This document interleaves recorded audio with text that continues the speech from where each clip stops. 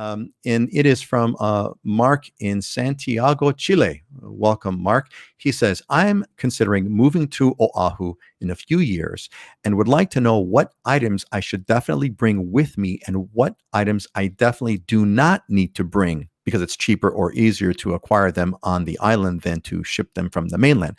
I'm referring to things like furniture, appliances, dishes, beds, cars, etc. Thanks, guys. So I'm going to open this up to the guys as well. But my first take on it is what I tell people is sell everything. Sell everything. The only thing to perhaps that you want to pay to move over might be a car.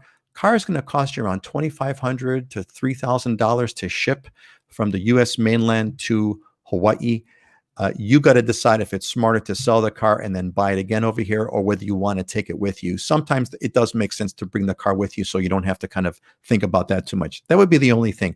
Everything else, clothing, the only clothes you're ever going to use in Hawaii are summer clothes. I had brought, when I had first moved there, I brought over jackets and I had a couple of things. I never used any of them. The only jacket I've ever used is a windbreaker, and I didn't have any windbreakers. So don't bring anything other than summer clothes.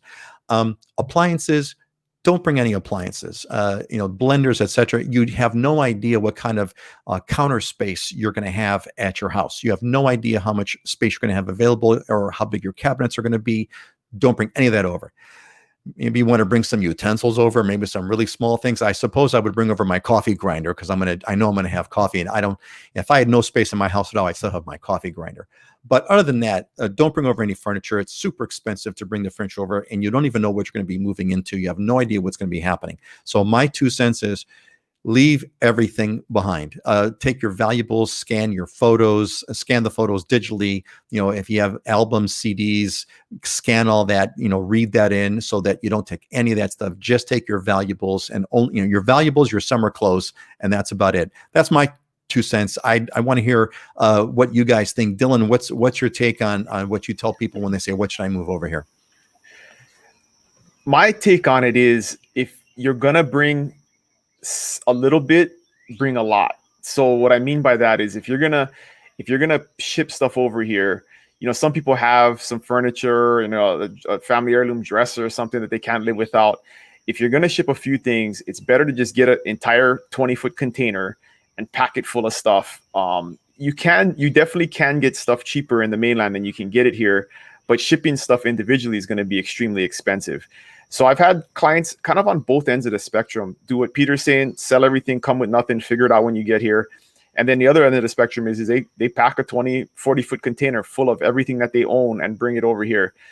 The cost of shipping container is pretty much going to be the same, whether or not it's got 2 things in it or it's totally full. So you want to maximize your efficiency by making sure you bring the maximum if you're gonna ship a few things, because it's about $7,000 to ship a container from the mainland. So you just got to figure out the economics to see if it makes sense. Do you have enough stuff that you're going to save money by not buying new stuff here, or does it not make sense and sell everything and figure it out when you get here? That 7,000 is a great rule of thumb. You're saying 7,000 to have a container of like a 40-foot container kind of a thing. Is that what you're? That's a 20-foot container, I believe. 20-foot container. Yeah. 20-foot container, $7,000. I'm assuming ship it out of California. Is that what what the cost is? Yes, and it's a little bit more if you're gonna ship it somewhere else, but not that much more, because Right. They just put it on a railway and get it. It's the boat that takes the longest once they put it on the boat in California or the West Coast. Scott, what do you tell people when they tell you, what stuff should I move over here? Yeah, this is a great question. First of all, to Dylan's response, we better make sure Young Brothers doesn't accidentally drop that container into the ocean over there in Hilo Bay. Oh man, that's another story. We'll have to kind of what Scott is referring to. There was a funny comment on that. I was actually showing property in Hilo on Monday, and one of my buddies that lives on the coast saw the containers.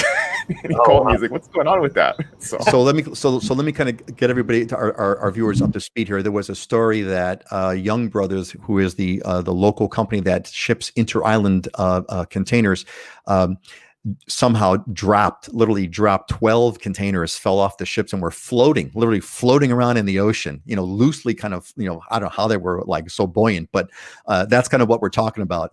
So that's the Young Brothers joke. So Dylan, now what was that again? Now you had your buddy who saw containers floating around.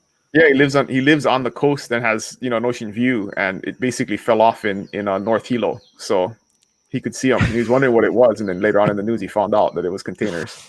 So hopefully there's insurance for those containers. All right, great. So I'm sorry, Kay, as we got a little bit sidetracked. Scott, let's finish off with where you were started with this. Yeah, no, this is a conversation I have with a lot of clients, and especially the military clients that I've been working with, because the government will ship their goods no charge. So that the tendency is to not want to have to purge all that stuff and just bring everything.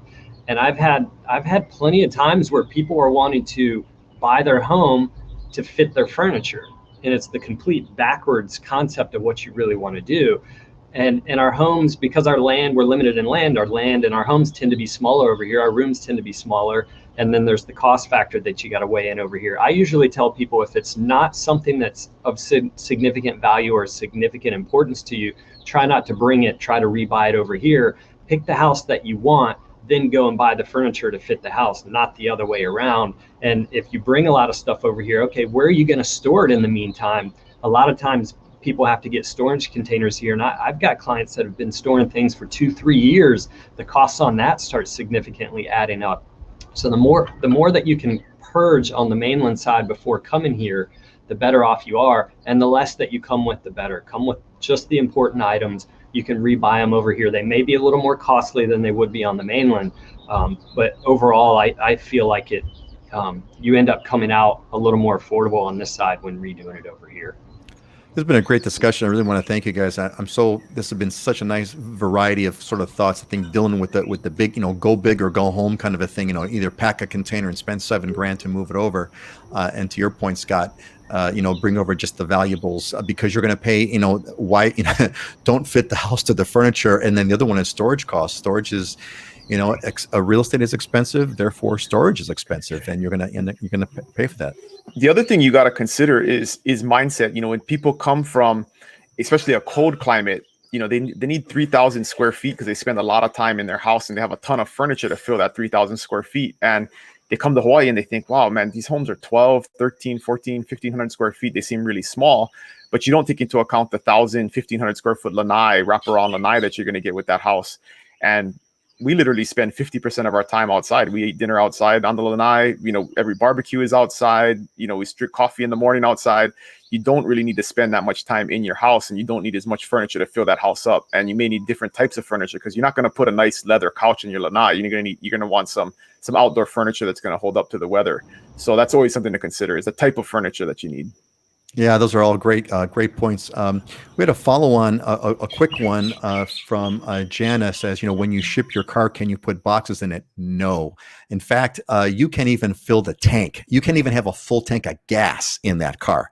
If I'm not mistaken, they want you to have less than a quarter tank of gas, which of course makes sense from a safety perspective, but you cannot put anything in that car. So sorry, Charlie. I had a couple of folks who had asked me, oh, hey, how about if I take a van? Can I bring a van and stuff it full of materials? Like, no, you can't do any of that.